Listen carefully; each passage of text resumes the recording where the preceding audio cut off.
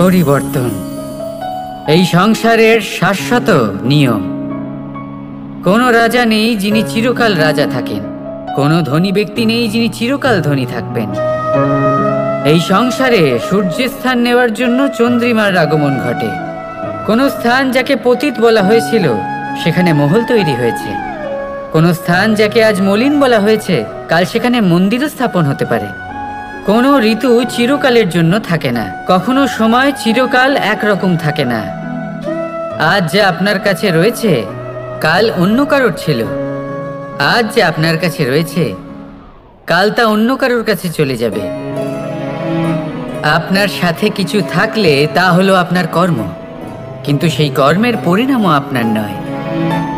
আপনি শুধু কর্ম করুন, বাকি সবকিছুই পরিবর্তনশীল। কিন্তু সেই পরিবর্তনকে দেখে ভয় পাওয়ার প্রয়োজন নেই, তাকে স্বাগত জানান। যদি আপনি হাসি মুখে সেই পরিবর্তনকে স্বাগত জানান, তাহলে এই পরিবর্তনও হাসি মুখে আপনার সাথে থাকবে। আসুন আমার সাথে ভালোবেসে বলুন, রাধা রাধা। বটবৃক্ষের বীজ সর্ষের দানার থেকেও ছোট হয়, কিন্তু যখন তা নিজের রূপ ধারণ করে তখন তা বিশাল বৃক্ষের আকার ধারণ করে, যা সহস্র বছর ধরে বেঁচে থাকে, ছায়া প্রদান করে, পাখিদের আশ্রয় প্রদান করে, আর দেয় পথচারীদের বিশ্রাম করার স্থান। কেন? কারণ সেই ছোট বীজ তা মাটির ভেতরে গিয়ে নিজের খোলস ত্যাগ করে। অন্ধকারে থাকে সে, যতই আলো আসুক না কেন, যতই বর্ষা আসুক না কেন, সব সহ্য করে। আর তারপরে একটা চারা গাছ অঙ্কুরিত হয়, তারপর ধীর গতিতে একটা বিশাল বৃক্ষতে পরিণত হয়। দেখুন, জীবনে কঠিন সময় আসে, এই জন্য নয় যে আপনি হার মেনে নেবেন, এই জন্য আসে যাতে আপনি ভবিষ্যৎ নির্মাণের জন্য নিজেকে তৈরি করতে পারেন। যদি কঠিন সময়ে আপনি ওই বীজের মতো দৃঢ় হয়ে থাকতে পারেন, তাহলে আপনিও একদিন সেই বিশাল বৃক্ষের মতো নিজের অস্তিত্ব গড়ে তুলতে পারবেন, যা সহস্র বছর পর্যন্ত মনে রাখা হবে। আসুন আমার সাথে ভালোবেসে বলুন, রাধা রাধা। সঞ্চয়। মানুষের যখন থেকে বোধবুদ্ধি হয় সঞ্চয় করতে আরম্ভ করে দেন। সঞ্চয় করতে থাকেন ভোজনের, সঞ্চয় অর্থের, সঞ্চয় শক্তির। নিজের জন্য করেন, নিজের পরিবারের জন্য করেন, নিজের স্ত্রীর জন্য করেন, সন্তানের জন্য করেন, সন্তানের সন্তানের জন্যও সঞ্চয় করেন। সঞ্চয় করার জন্য ওনার কাছে অনেক কারণ রয়েছে, কারণ উনি এটা ভাবেন যে এই সঞ্চিত শক্তির জন্য কেউ ওনার কোনো ক্ষতি করতে পারবে না। মানুষ ভুলে যান একটা গুরুত্বপূর্ণ কথা, এই সত্য, উনি এই সংসারে খালি হাতেই এসেছিলেন, আর এখান থেকে ওনাকে খালি হাতেই যেতে হবে। যা এখানকার তা এখানেই থেকে যাবে। আর যদি কিছু ওনার সাথে যায় তা হলো ওনার কর্ম, আর কিচ্ছু নয়। তাই যদি কিছু অর্জন করতে চান তাহলে শুভ কর্ম অর্জন করুন, আত্মশক্তি অর্জন করুন, কারণ পরলোকে এটাই হবে আপনার সম্পত্তি। তাহলে কি এটা আপনি অর্জন করতে চান না? আসুন আর আমার সাথে ভালোবেসে বলুন, রাধা রাধা। সদিচ্ছা। দেখতে গেলে 3 অক্ষরে তৈরি এই শব্দ, কিন্তু সমস্ত ত্রিলোক তার উপরেই আধারিত। আপনি এই সংসারে এসেছেন, তখন অবশ্যই শ্বাস নেবেন, কিন্তু তার বদলে আপনাকে কিছু তো দিতেই হবে। আপনার উপর নির্ভর করছে আপনি কি দেবেন। কি দেবেন এই সংসারকে, এই সমাজকে, নিজের পরিবারকে, আর তার বদলে কি নেবেন? যশ নাকি অপযশ? দেখুন, এক ছিল রাবণ, যে কিনা সমুদ্র পার করলো সীতাকে অপহরণ করার জন্য, আর এক ছিলেন রামচন্দ্র, যিনি সমুদ্র পার করেছিলেন, সেতু বানিয়ে গিয়েছিলেন সীতাকে ফিরিয়ে নিয়ে আসার জন্য। দুজনেই সমুদ্র পার করেছিলেন, শুধু পার্থক্য ছিল সদিচ্ছাকে বোঝার, লক্ষ্যের। অনেক মানুষের যাত্রা একরকম হতেই পারে, কিন্তু আনন্দ তখনই লাভ করবেন যখন লক্ষ্য শুভ হবে, মহান হবে। এই লক্ষ্য দিয়ে এই সংসারের কল্যাণ হবে এবং মানুষের সম্মান হবে। যদি আপনার সংকল্প উচিত হয় তাহলে আপনার লক্ষ্য উচিতই হবে, নয়তো শুধুমাত্র বিনাশ হবে। আর উচিত এটাই হবে যে বিনাশের হাত থেকে যেন নিজেকে বাঁচানো যায়, কি বলেন? তাই জীবনে যে লক্ষ্য স্থির করছেন, মনে রাখবেন তা যেন শুভ লক্ষ্য হয়। যদি এরকম হয় তাহলে আপনার যাত্রা, আপনার জীবন দুটোই শুভময় হবে। আসুন আর আমার সাথে ভালোবেসে বলুন, রাধা রাধা। সুরক্ষা।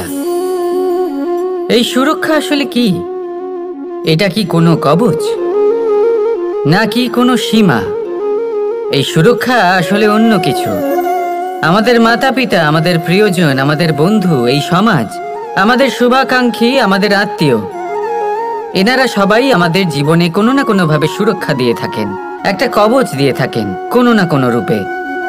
কিন্তু দেখতে গেলে আমাদের পরাক্রমের পথে, আমাদের বীরত্বের পথে, আমাদের সাহসের পথে এই সুরক্ষাই সব থেকে বড় বাধা হয়ে দাঁড়ায়।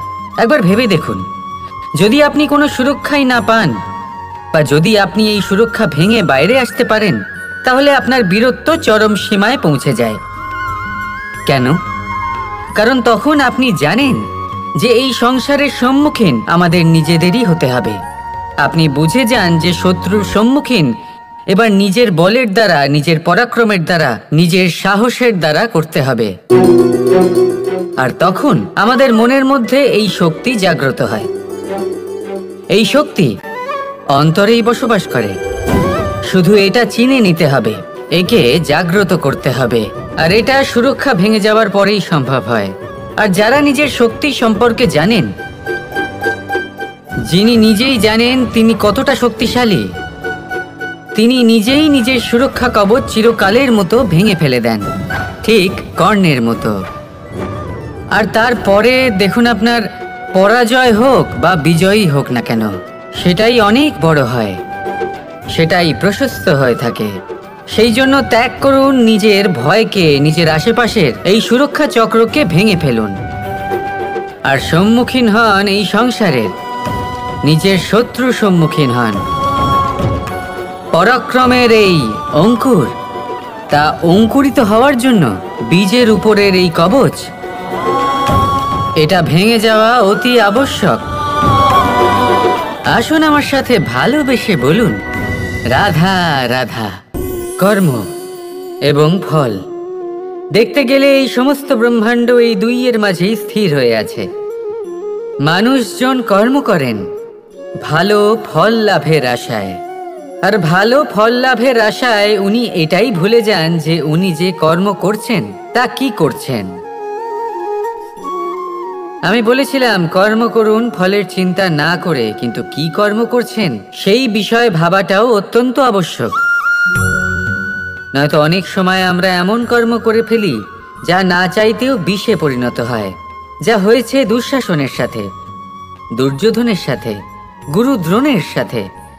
একজনের মানসিকতা উচিত ছিল না, একজনের বিবেক উচিত ছিল না, আরেকজন যে পক্ষ নির্বাচন করেছিলেন সেই পক্ষ উচিত ছিল না।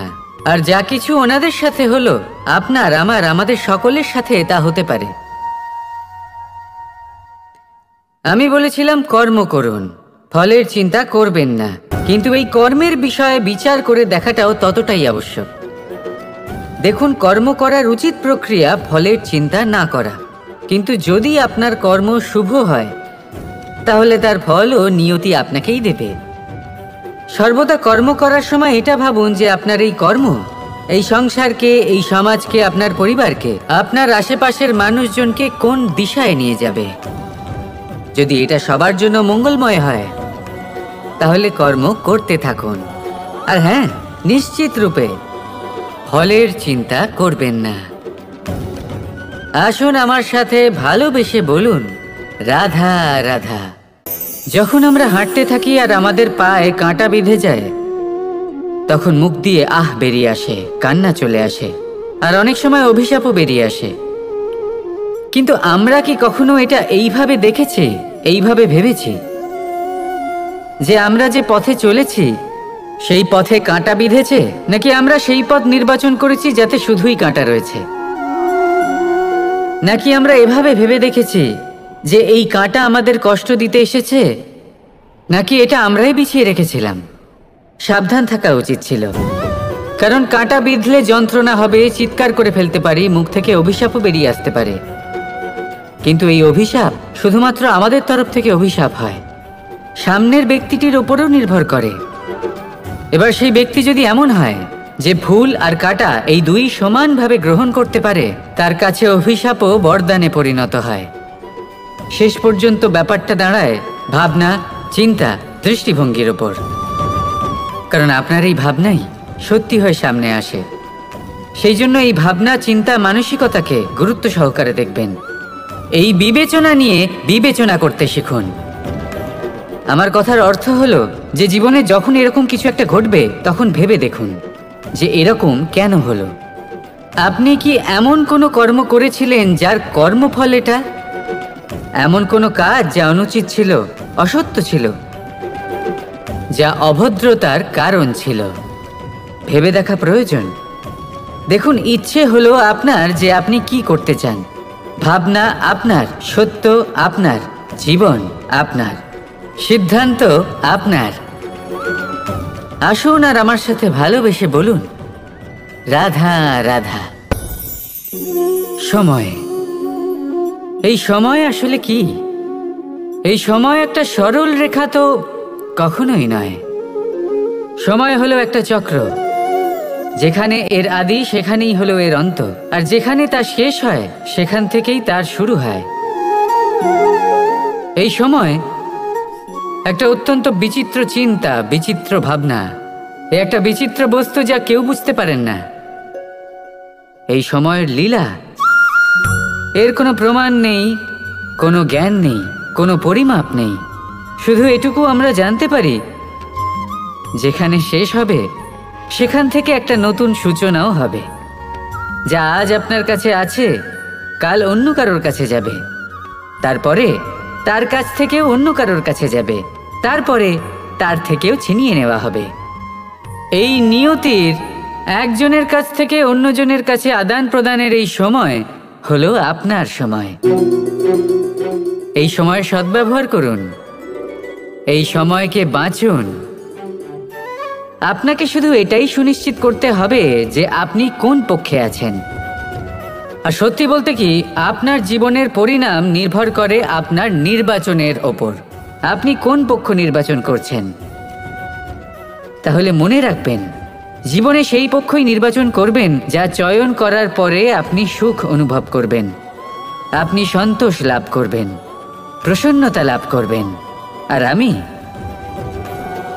আমি এটাই সুনিশ্চিত করব যে এই পক্ষ যেন শান্তির পক্ষ হয়, এই পক্ষই যেন প্রেমের পক্ষ হয়।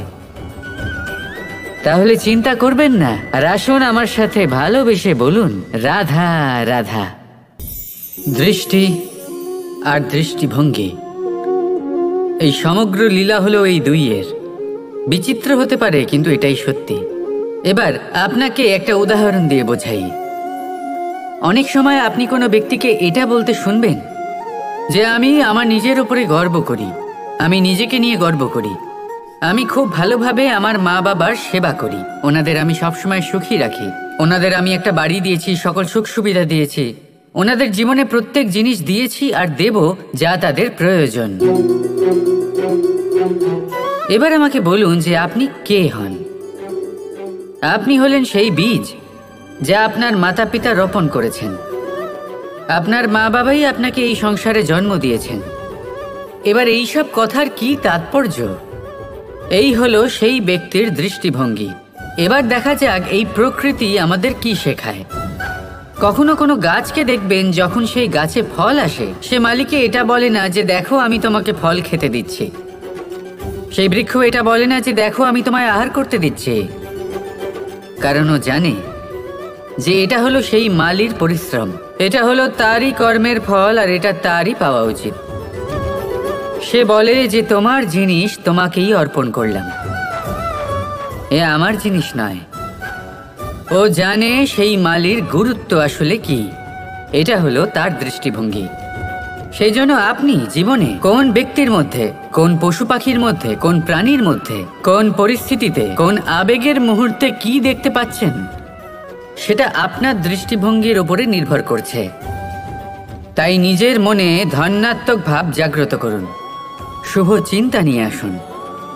এই ভাবনাই সত্য হয়ে সামনে আসবে। এই দৃষ্টিভঙ্গি এমন হয়ে যাবে যে আপনার জীবনে সবকিছুই শুভ হবে। তাহলে আসুন আর আমার সাথে ভালোবেসে বলুন, রাধা রাধা। প্রতিশোধ অথবা কাউকে দুঃখ দেওয়ার ভাবনা, যদি এটা আপনার মনে থাকে তাহলে আপনি নিজের মনেই যন্ত্রণার একটা বিশাল বৃক্ষ রোপণ করছেন, এটা মনে রাখবেন। কারণ কাউকে দুঃখ দেবার এই ভাবনা, এটা হলো সেই বীজ যা আপনার মনেই পতিত হবে, আপনার মনেই অঙ্কুরিত হবে, আর আপনার মনেই একটা বিশাল বৃক্ষরূপে বেড়ে উঠবে। জীবন আপনার, কর্ম আপনার, কাউকে দুঃখ দেবার ভাবনা আপনার ছিল, এই বৃক্ষ হলো আপনার, তাই এর ফলও আপনিই পাবেন, যা গ্রহণও আপনাকেই করতে হবে। মনে রাখবেন, যে মানুষ এটা ভাবে যে আমি ওকে দুঃখ দেব, ওকে কষ্ট দিতে চাই আমি, সেই মানুষই দুঃখ আর কষ্ট পেয়ে থাকে। যদি সেই জায়গায় আপনি এটা ভাবেন যে আমি কাউকে সুখী করে তুলতে চাই, কাউকে সুখ প্রদান করতে চাই, তাহলে তারও বীজ আপনার মনেই রোপণ হবে, বৃক্ষে পরিণত হবে, যার ফলও আপনিই পাবেন। এখানে বিষয়টা হলো শুধু মানসিকতার চিন্তা, যা সত্য হয়ে আপনার সামনে আসে। তাহলে এই মানসিকতা শুভ করুন, সবার জন্য মঙ্গল কামনা করুন। অন্যের মনে আপনার জন্য ভালো চিন্তা থাকুক বা না থাকুক, আপনি সবার জন্য শুভ চিন্তা করে কর্ম করতে থাকুন, তাহলে আপনার সাথেও ভালোই হবে। তাহলে আসুন আর আমার সাথে ভালোবেসে বলুন, রাধা রাধা। সুখ আর অভিজ্ঞতা, এই দুই জীবনে একসাথে কখনোই আসে না। মনে রাখবেন, যেখানে সুখ থাকে সেখানে অভিজ্ঞতা থাকে না, আর যখন এই সুখ আমাদের জীবন থেকে দূরে চলে যায়, তখন আমাদের জীবনে আসে এই অভিজ্ঞতা। পরমাত্মা, প্রকৃতি, নিয়তি এই অভিজ্ঞতাকে আমাদের জীবনে পাঠান, যাতে আমরা একটা অত্যন্ত গুরুত্বপূর্ণ শিক্ষা, একটা জ্ঞান প্রাপ্ত করতে পারি। এই অভিজ্ঞতা আমাদের শেখায় যে অতীতে এমন কি হয়েছিল যা আমাদের করা উচিত হয়নি। আমাদের শেখায় ভবিষ্যতে এমন কি আছে যা আমাদের করা উচিত আর কি করা উচিত নয়। দেখতে গেলে এই অভিজ্ঞতা আমাদের সেই শিক্ষা দেয় যার জন্য আমরা সুখের দিকে উচিতভাবে অগ্রসর হতে পারি। সেই জন্য জীবনে যখনই দুঃখ আসবে, দুঃখের এই সময় আসবে, তখন হতাশ হবেন না। বোঝার চেষ্টা করুন এই পরিস্থিতি কেন এসেছে, কি শিক্ষা দিতে এসেছে। যদি আপনি সেই জ্ঞান লাভ করেন, সুখের পথে অগ্রসর হন, তাও উচিত রূপে, তাহলে এই অভিজ্ঞতার উদ্দেশ্য পূরণ হয়ে যায়। তাহলে আসুন আর আমার সাথে ভালোবেসে বলুন, রাধা রাধা। জীবনে শিখরে পৌঁছানোর জন্য মানুষের কি প্রয়োজন হয়ে থাকে? সিঁড়ির। কিন্তু তাও প্রত্যেক মানুষ, প্রত্যেক ব্যক্তি শিখরে পৌঁছতে পারেন না। এর কারণ কি? কারণ একটা হতে পারে যে মানুষ কল্পনা করতে থাকেন কিন্তু সিঁড়ি খুঁজে পান না। কিছু মানুষ খুঁজে নেন কিন্তু তা পেয়ে এতটাই প্রসন্ন হয়ে যান যে তারপর আর কোনো কর্মই করেন না। খুব সোজা ব্যাপার। অনেক মানুষ সিঁড়ি খুঁজে পান না, আর যদি পেয়েও যান তাও যতক্ষণ না তাতে চড়ছেন সেই শিখরে পৌঁছবেন কি করে? যতক্ষণ না আপনি পরিশ্রম করছেন, যতক্ষণ না সেই সিঁড়িতে আপনি চড়ছেন, যতক্ষণ না ক্লান্ত হচ্ছেন, আপনার পায়ে হাঁটুতে ব্যথা না হচ্ছে, ততক্ষণ এই শিখরে পৌঁছানোর সৌভাগ্য লাভ করতে পারবেন না। তাহলে কল্পনার সাথে কর্ম করুন, পরিকল্পনার সাথে পরিশ্রম করুন, সব কিছু পাবেন। আসুন আমার সাথে ভালোবেসে বলুন, রাধা রাধা। সমস্যা, কঠিন সময়, সংকট, বিপদ কার জীবনে নেই? প্রত্যেকের জীবনে আছে। কিন্তু আমাকে একটা কথা বলুন, যদি নৌকায় ঢেউকে ভয় পেতে শুরু করে তাহলে সাগর পার করবে কে? কখনো কোনো ছোট্ট পিঁপড়েকে দেখেছেন যে আকারে হয়তো ছোট হতে পারে কিন্তু বড় শিক্ষা দিয়ে যায়? কিন্তু আমরা শিখি না। এবার দেখুন একটা পিঁপড়েকে যে ভোজনের খোঁজে বাইরে বের হয়, একটা ছোট্ট দানা তুলে নেয়। ছোট দানা তোলে কারণ তার থেকে বেশি সে তুলতেই পারবে না। সে দানা নিয়ে চলতে শুরু করে, কোনো দেওয়ালে উঠে পড়ে, আবার পড়েও যায়। সেই দানা দূরে কোথাও একটা পড়ে যায়, তা আবার খোঁজে, তুলে নেয়, আবার চলতে থাকে, পড়ে যায় আবার ওঠে, পড়ে যায় আবার ওঠে, সেই দানাটা রেখে দেয়, আবার বেরিয়ে পড়ে ভোজনের খোঁজে। পরিশ্রম করতে থাকে কিন্তু হার মানে না। এই শিক্ষাই তো আমাদের প্রাপ্ত করতে হবে। নিরন্তর পরিশ্রম আর নির্ভীক হয়ে কর্ম করে যেতে হবে। এটাই হলো সাফল্যের মাধ্যম, এটাই হলো জয়ের মন্ত্র, অচ্যুত অজয় অস্ত্র। তাহলে আসুন আর আমার সাথে ভালোবেসে বলুন, রাধা রাধা। আমরা সকলে চাই আমাদের জীবনে সাফল্য আসুক। আমরা চাই যে এই সংসারে আমাদের খ্যাতি ছড়িয়ে পড়ুক। আমরা চাই যেন আমরা আলোচিত হই। কিন্তু শুধু চাইলেই কি যায় আসে? যদি এই সংসারে আলোচিত হতে হয় তাহলে পরিচিত হতে হবে পরিশ্রমের দ্বারা।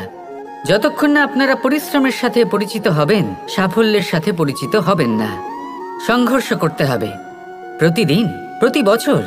জীবনের সব পরিস্থিতিতেই হয়তো নতুন নতুন বাধা আসবে, নতুন নতুন বিঘ্ন ঘটবে। কিন্তু এটা আবশ্যক নয় যে সমস্ত বিঘ্ন বিনাশের জন্য আসবে। কিছু বিঘ্ন আপনার পথ প্রশস্ত করার জন্য আসবে, আপনার পথ পরিষ্কার করার জন্য আসবে। যদি আপনাকে উদাহরণ দিই, যখন বন্যা আসে, বাড়ি ঘর ভেসে যায়, তখন আমরা হতাশ হয়ে পড়ি, আমরা দুঃখী হয়ে পড়ি। কিন্তু সেই বন্যাই আমাদের সেই ধরিত্রীকে এত উর্বর করে তোলে যে সেই উর্বর অংশ কাজে লাগিয়ে আমরা সেরকম আরো 10টা বাড়ি বানাতে পারি।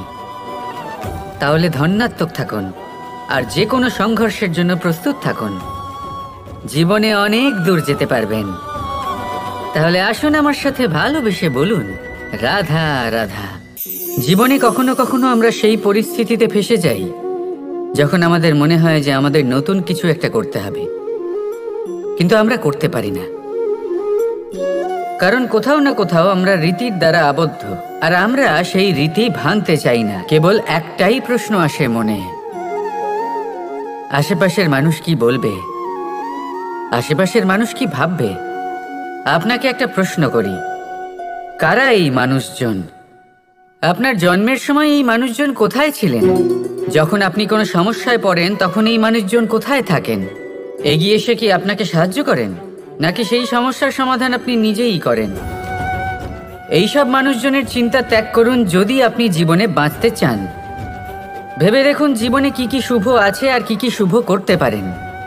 যদি তা স্রোতের বিপরীতে হয় তাহলে সংঘর্ষ করুন, কিন্তু এইসব মানুষজনের কথা ভাববেন না।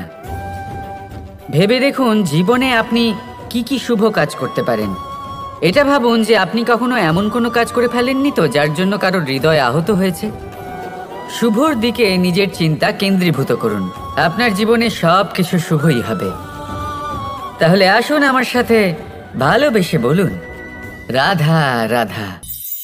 আজকাল আপনি দেখে থাকবেন যে মা বাবা শুধুমাত্র সন্তানকে ভালোবাসেন তা নয়, তাদের মোহেও জড়িয়ে পড়েন।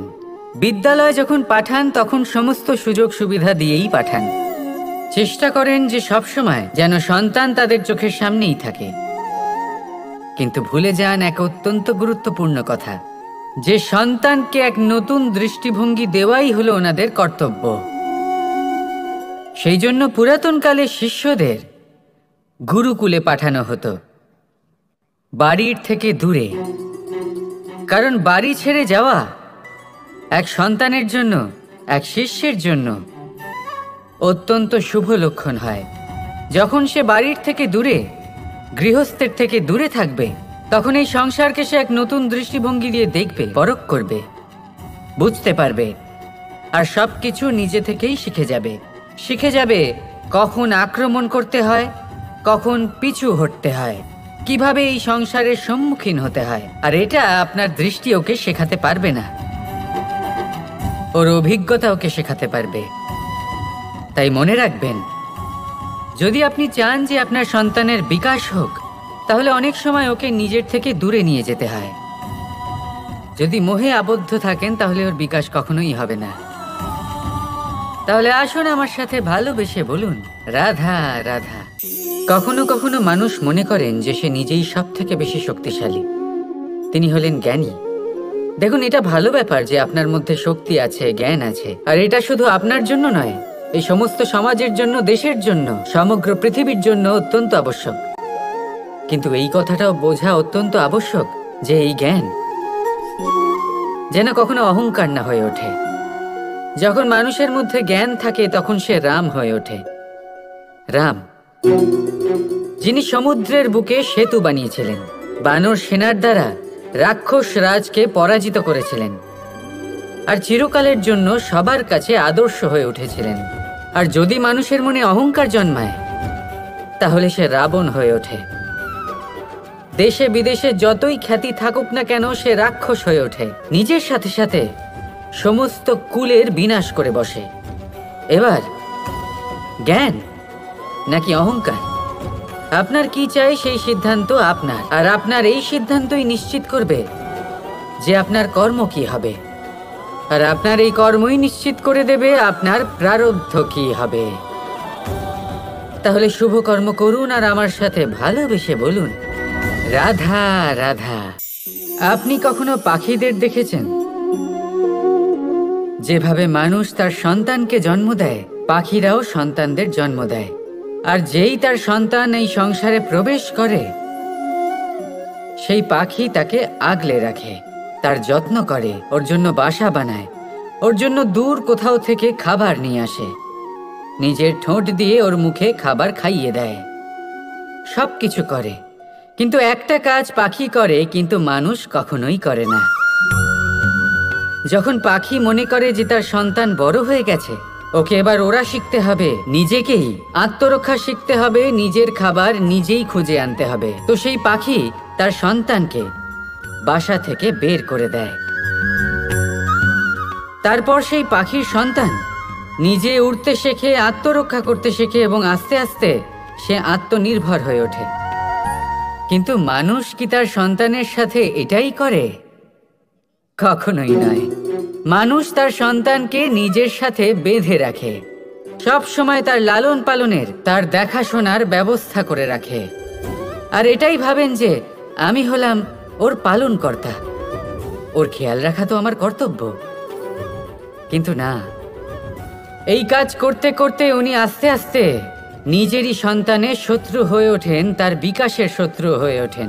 তাই যখন সন্তান বড় হবে তখন অবশ্যই ভালোবাসুন, কিন্তু পাখির মতো কঠোর হওয়াও প্রয়োজনীয়, তবেই তার বিকাশ হবে।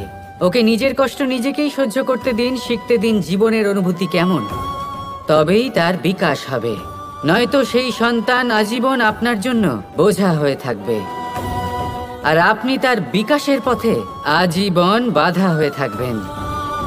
আর আমার মনে হয় না আপনি সেটা চাইবেন, তাই তো? আসুন আমার সাথে ভালোবেসে বলুন, রাধা রাধা। নিয়তি। রাধা আমাকে বলে, কৃষ্ণ, যদি তুমি জানো যে নিয়তিতে কি আছে তাহলে তাকে বদলে দাও না কেন? মহাদেব আমাকে বলেন যে শ্রীকৃষ্ণ, যদি আপনি এটা জানেন যে সাম্বের নিয়তি এটাই, তাহলে আপনি তাকে বদলানোর চেষ্টা কেন করেন? কেন? কারণ আমি একজন পিতা, আর পিতার কর্তব্য এটাই, তিনি যেন সম্ভাব্য সব চেষ্টা করেন নিজের সন্তানের মঙ্গলের জন্য। নিয়তি আমি জানি, কিন্তু এটাও আমি জানি যে কর্মের থেকে বড় আর কোনো নিয়তি হতে পারে না। অভিজ্ঞতাও রয়েছে যে কর্মের হাতে নিয়তির এই চক্র বদলে যেতে পারে। তাই জীবনে যদি আপনার কখনো এমন মনে হয় যে এটা তো অসম্ভব, তখনও চেষ্টা করা কখনোই ছাড়বেন না। কে বলতে পারে আপনারই কর্মের কোনো এক বীজ হয়তো নিয়তির চাকায় আটকে গেল, আর নিয়তিকে নিজের পথ পাল্টাতে হলো, ঠিক কি না? সেই জন্য নিয়তিকে ভাগ্য মেনে নিয়ে চুপ করে বসে থাকবেন না। নিজের নিয়তি স্বয়ং নিজের কর্মের দ্বারা নির্ধারিত করুন, কারণ আপনার এই কর্মের ওপরেই আপনার অধিকার রয়েছে, আর এই অধিকারকে নিয়তি অনেক সময় সম্মানও করে। তাহলে আসুন আর আমার সাথে ভালোবেসে বলুন, রাধা।